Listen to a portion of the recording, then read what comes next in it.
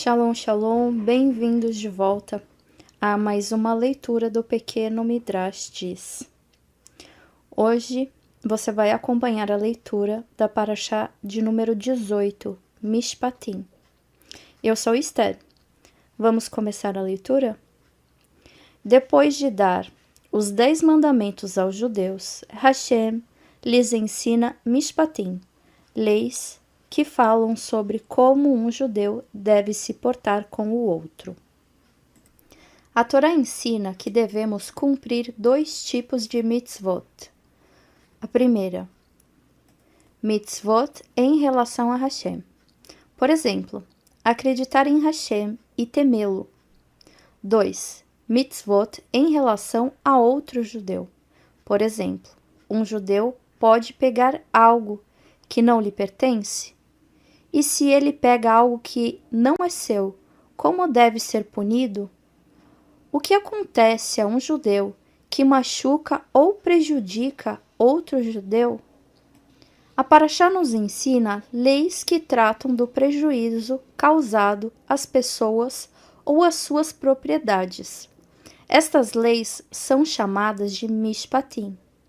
Quando Hashem ensinou os Mishpatim a Moshe, Hashem deu aos judeus 10 mandamentos no Har Sinai, na manhã do 6º dia de Sivan. Naquela noite, ele ensinou a Moshe os Mishpatim, e Moshe os ensinou aos judeus.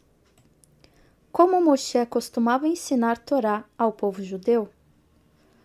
Como o povo judeu normalmente aprendia novas mitzvot de Moshe? Número 1. Primeiro Hashem falava a mitzvah, ou algumas mitzvot juntas, a Moshe. Número 2. Então Aharon, irmão de Moshe, entrava na tenda de Moshe, e este lhe ensinava tudo o que havia aprendido. Número 3. Os filhos de Aharon, Elazar e Itamar, entravam. Moshe repetia a mitzvah para eles. Ao mesmo tempo, Aharon, que estava sentado ali, ouvia a mitzvah novamente. Número 4. Agora, os 70 Zekenim, os anciãos, entravam. E novamente Moshe repetia a mitzvah enquanto Aharon, seus filhos, escutavam. Os Zekenim, então, se sentavam. Número 5. Finalmente o povo era reunido. Pela 4ª vez, Moshe repetia o que ele aprendera de Hashem. Número 6. Agora Moshe saía. Aharon se levantava e ensinava a mitzvah outra vez a todos que estavam presentes. Então ele saía. Número 7. Depois, era a vez de Elazar e Itamar repetirem a mitzvah em voz alta e saírem. Número 8. Então os Zekenim ensinavam a mitzvah mais uma vez ao povo. Desta forma, cada nova mitzvah era ensinada a todo judeu 4 vezes. Mais tarde, os judeus continuavam conversando sobre a mitzvot, uns com os outros. Era o trabalho dos Zekenim assegurar que cada judeu entendesse e conhecesse bem cada mitzvah. Observação. Uma lição que aprendemos é que não é suficiente estudar a Torá apenas uma vez, a fim de saber realmente Humash, Mishnayot ou Gemará. Você precisa estudá-la de novo e de novo. Somente se você repetir pacientemente o que estudou mais uma vez e mais uma vez, você se tornará um Talmid Raham. Uma história. O aluno que não conseguia se lembrar do que estudava. Um aluno de Torá estava muito triste e desencorajado. Ele sempre estudava a Torá e sempre se esquecia do que estudava. Seu mestre, Rabi Shimon Bar Yochai, não estava mais vivo. Assim o aluno foi até o túmulo dele, onde chorou amargamente.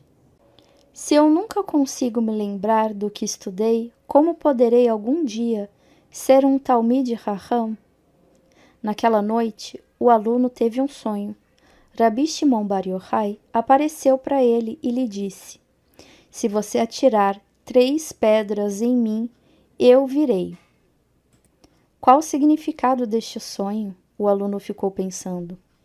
Ele foi até um Raham que sabia como explicar sonhos. Você pode me dizer o que significa este sonho? Ele perguntou. O Raham explicou. Você não se recorda do que estuda porque você não repete o suficiente. Seu mestre está dizendo que se você repetir 3 vezes tudo aquilo que estudar, você se lembrará. O aluno seguiu o conselho à risca. Naquele momento em diante, ele se assegurou de repetir tudo o que estudava e nunca mais se esqueceu. Como tratar um judeu que foi vendido como escravo. Moshe ensinou aos judeus: um homem judeu que roubou dinheiro e não pôde devolvê-lo deve ser vendido como um servo a outro judeu. Mas ele não pode ser vendido como um escravo para mais de 6 anos. Os juízes do Beit Din, que vendiam o ladrão, entregavam o dinheiro da venda à pessoa que fora roubada. Embora o ladrão tenha pecado e seja punido, tornando-se um escravo, ainda assim a Torá ordena que o seu mestre o trate bem. Há várias leis que seu mestre deve obedecer. Aqui estão algumas delas. Um mestre que compra um escravo judeu está proibido de vendê-lo a outra pessoa. O mestre deve dar ao seu servo judeu a mesma comida que ele come. Se ele tem carne para janta, ele não pode dar peixe ao escravo e dizer: peixe é o suficiente para um escravo. O mestre não pode dormir em uma cama mais confortável do que a do servo. Ele não pode dizer: eu preciso de um colchão firme em uma cama forte, e para o meu escravo um colchão velho em uma cama bamba é o suficiente. Ao contrário, ele deve dar ao seu servo exatamente o mesmo tipo de cama que ele usa.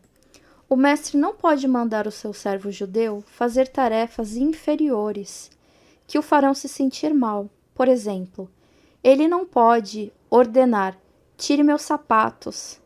Nem pode mandar o servo fazer trabalhos desnecessários, tal como esquente um pouco de água, quando ele nem quer essa água. É proibido ao mestre ordenar que o seu servo judeu faça trabalhos regulares para ele à noite. Ele só pode ordenar que faça o trabalho durante o dia. O mestre pode dar ao seu escravo judeu uma escrava cananita, não judia, como esposa. Normalmente, um judeu não pode se casar com uma escrava cananita, mas neste caso, a Torá faz uma exceção, porque este homem é um ladrão, que se afastou da santidade do restante do povo judeu. No entanto, nenhum judeu pode permanecer escravo por toda a sua vida. Quando um servo judeu é liberado, todo escravo judeu é libertado assim que começa o 7º ano seguinte à sua venda. Ele não pode ser vendido como escravo para mais do que 6 anos. Ele não tem de pagar ao seu mestre nenhum dinheiro quando vai embora. Pelo contrário, o seu mestre deve dar-lhe presentes, como você verá em Parashá Re'eh.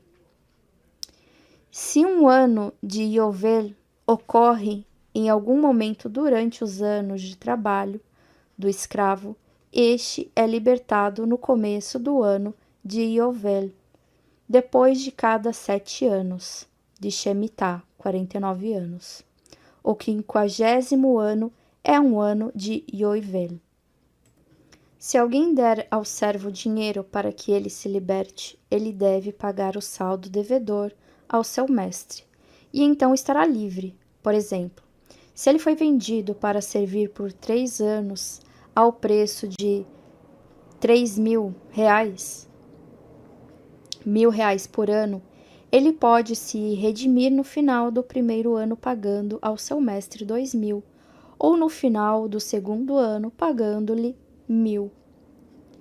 Se o mestre morrer e não tiver nenhum filho, o servo fica livre. Se o mestre tiver um filho, ele continua a servir ao filho. Se o mestre deseja libertar o servo antes do prazo, ele pode fazê-lo. O servo cujo mestre faz um furo em sua orelha. Depois que o servo trabalhou os anos estipulados, seu mestre lhe diz: você está livre. O servo pode responder: eu não quero ir embora. Eu gosto do Senhor, meu mestre, e eu gosto da minha esposa, a escrava cananita, e dos meus filhos. Prefiro continuar com o Senhor. Assim o mestre leva o escravo diante do Beit Din de 3 juízes, e eles colocam o servo próximo a uma porta. Usando um instrumento de ferro com uma ponta afiada, eles fazem um furo em sua orelha direita. Tal servo é chamado de Eved Nirtzah, um servo cuja orelha foi furada. Ele então permanece a serviço do seu mestre até este morrer. Se o ano de Yovel chegar, o servo é libertado, mesmo que seu mestre esteja vivo e bem. O Midrash explica: porque um judeu quer continuar sendo escravo e tem a sua orelha furada, e porque próximo a uma porta? Hashem quer que todos os judeus sejam seus servos. Ele disse a Bnei Israel em Matan Torá: vocês são meus escravos, que eu tirei do Egito. Um judeu que é um escravo de um mestre humano não pode servir a Hashem bem. Ele não está livre para estudar a Torá e nem cumprir as mitzvot sempre que ele desejar. Ele sempre tem de estar a serviço do seu mestre. Assim, se um escravo judeu decide continuar servindo ao seu mestre, depois de 6 anos, ele está escolhendo servir menos a Hashem. Hashem diz sobre ele: você, ou seus antepassados, não ouviram no Har Sinai que devem servir a mim? Parece que você não escutou direito, porque prefere servir a um mestre humano? Como um sinal de que você não escuta bem, sua orelha será perfurada. Isso mostrará que eu não estou satisfeito com você. A orelha do servo é furada próximo a uma porta, para lembrá-lo que todos os judeus se tornaram escravos de Hashem quando espalharam sangue nos batentes e do alto de suas portas na noite de Pêssar no Egito. Novamente, isto fará o homem pensar: Hashem prefere que eu sirva a ele e não a um mestre humano. Como se pune um assassino? Qual punição a Torá ordena para um judeu que mata outro judeu de propósito? Hashem ensinou a Moshe: se um judeu mata outro propositadamente, depois de ter sido advertido de 2 testemunhas terem visto o que ele fez, o Beit Din condena-lo à morte. Eles matam o assassino, cortando fora sua cabeça com uma espada, que é uma das 4 maneiras do Beit Din matar alguém. Se um judeu mata outro judeu acidentalmente, ele se refugia em um Ir Miklat, cidade de refúgio. 4 tipos de punição de morte pelo Beit Din. Na época do Beit HaMikdash, se um judeu cometia determinados pecados, ele era sentenciado à morte. Um Beit Din de pelo menos 23 juízes tinha que ouvir o caso. Os juízes jejuavam no dia em que tinham que decidir se alguém deveria ser condenado à morte. Depois de escutarem as testemunhas e discutirem o caso entre si, os juízes votavam. Somente se ao menos 13 juízes dentre os 23 concordassem com a punição é que a pessoa era sentenciada à morte. Existem 4 tipos básicos de pena de morte. 1. Renek, asfixia. O pecador é asfixiado. A Torá ordena a punição de Renek por 6 pecados, entre eles, fazer seus pais sangrarem e cometer adultério. 2. Hereg, decapitação. A cabeça do pecador é cortada fora com uma espada. A Torá ordena a punição do hereg por 2 pecados, sendo um deles o assassinato de outro judeu. 3. Srefá, queimação. O pecador era forçado a abrir a sua boca e um líquido quente era derramado em sua garganta, queimando o seu corpo por dentro. A Torá ordena a punição de Srefá por 10 pecados, a maioria deles relacionados a casamentos proibidos entre parentes próximos. 4. Sequilá, apedrejamento. O pecador é levado ao alto de uma plataforma de cerca de 4 metros de altura. Uma das testemunhas o empurra. Normalmente, a queda já mata o transgressor. Se ele ainda sobreviver depois da queda, a outra testemunha pega uma pedra pesada e joga sobre ele. A Torá ordena sequilá por 18 averot, pecados, entre eles idolatria e Hilu Shabbat, profanação do Shabat. Por que Hashem ordenou que um judeu fosse morto por cometer determinados pecados? 3 das razões são: 1. Isto ajuda as pessoas a não pecarem. Se um judeu sabe que será condenado à morte por certos pecados, isto ajuda a controlar o seu desejo de cometê-los, porque a pessoa não quer morrer. Ela se conterá. 2. Isto ajuda o pecador a ganhar o Olam Rabá. Alguns pecados são tão graves que um judeu que os comete perde sua porção no Olam Rabá. No entanto, caso ele admita que errou e seja punido com a morte, Hashem o perdoa. Sua morte faz com que ele mereça o Olam Rabá. Antes do pecador ser morto pelo Beit Din, lhe é dito: diga o vidui, admita seus pecados. Se ele não sabe como dizer o vidui, ele simplesmente diz que a minha morte expie por todos os meus pecados. 3. Isto corrige o Hilul Hashem que o pecador causou. Quando um judeu faz uma haverá, pecado, ele causa um Hilul Hashem, a profanação do nome de Deus. Aqueles que ouviram ou escutaram sobre sua transgressão passam a considerá-la menos grave do que antes, porque o outro judeu ousou cometê-la. Em seus olhos e mentes, a Torá inteira se torna menos importante. Até mesmo o próprio Hashem é degradado. Isto é Hilut Hashem. Mas quando o Beit Din castiga o pecador, e especialmente se ele é punido com a morte, o público pensará: quão grande e sagrada é a mitzvah de Hashem.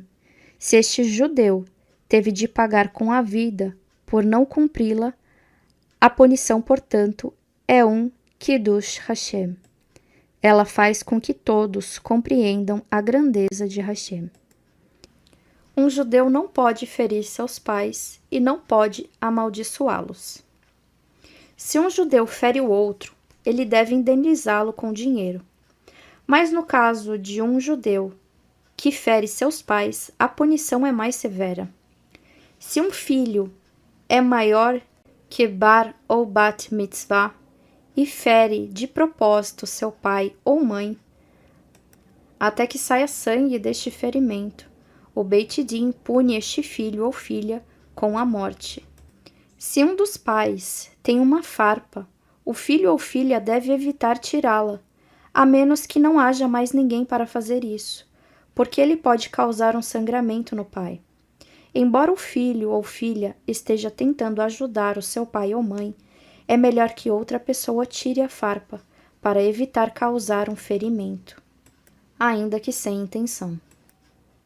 A Guimará conta que um grande estudioso de Torá nunca permitia que o seu filho removesse uma farpa de sua mão ou pé. Um judeu é proibido de amaldiçoar seus pais ou zombar deles. Se um judeu acima de Bar ou Bat Mitzvah amaldiçoou seus pais usando um dos nomes de Hashem, o Ben Tiddim o condenará à morte. A compensação por ferir alguém. Se um judeu machuca outro, por exemplo, dá um soco no seu olho ou dente, ou faz com que ele torça o tornozelo, o Beit Din faz com que ele pague por 5 partes separadas do dano. 1. Nezek, prejuízo. Se o agressor causa prejuízo ao corpo da vítima, o Beit Din faz com que ele pague pelo dano. Os juízes do Beit Din estimam quão menor seria o valor da vítima se ela fosse vendida como escravo, e o agressor deve pagar a diferença. 2. Tsar, dor. O agressor paga pela dor que causou a vítima. O Beit Din estima a quantia a ser paga. 3. Ripui, cura. O agressor deve pagar à vítima as despesas médicas ocasionadas pela agressão. 4. Shevet, compensação para o trabalhador. O agressor paga à vítima por cada dia de trabalho que ele perdeu devido ao dano que lhe foi causado. 5. Bochet, vergonha. O agressor paga pela vergonha que ele causou à vítima, mesmo depois de o agressor ter pago à vítima tudo descrito acima. Hashem não o perdoa, a menos que ele peça perdão à vítima. A vítima não deve ser maliciosa e deve perdoar o agressor. A indenização quando o animal de um judeu causou um dano. Se um judeu possui um animal e este causa algum dano a outro judeu, a Torá dá as orientações de quanto deve ser pago pelo prejuízo. Se um destes 6 animais for causador do dano, seu dono deve pagar pelo valor total do prejuízo. Um lobo, um leão, um urso, uma pantera, um leopardo ou uma cobra. Porque estes 6 são animais selvagens, propensos a causar danos. Seus proprietários têm plena responsabilidade sobre o que eles fizerem. De nada adiantará ele afirmar que os domesticou. Ele deveria ter cuidado deles com cautela para evitar que fizessem mal a alguém. Se um animal doméstico, normalmente um animal inofensivo, causa algum dano, seu dono paga metade do prejuízo. Se o animal tiver chifres, tal como um boi ou bode, mas normalmente ele não chifra as pessoas ou outros animais com seus chifres, o proprietário paga metade do prejuízo que o animal causar. Se o animal chifra uma pessoa ou outro animal 3 vezes, o dono é advertido pelo Beit Din a vigiá-lo. Ele é considerado um muad, um animal cujo dono foi advertido. Depois disso, o dono deve pagar o valor total do dano que o animal causar. E no caso do animal de um judeu matar outro judeu, o animal é apedrejado até a morte pelo Beit Din. Seu dono fica proibido de abatê-lo antes do apedrejamento, seja para comê-lo ou vendê-lo.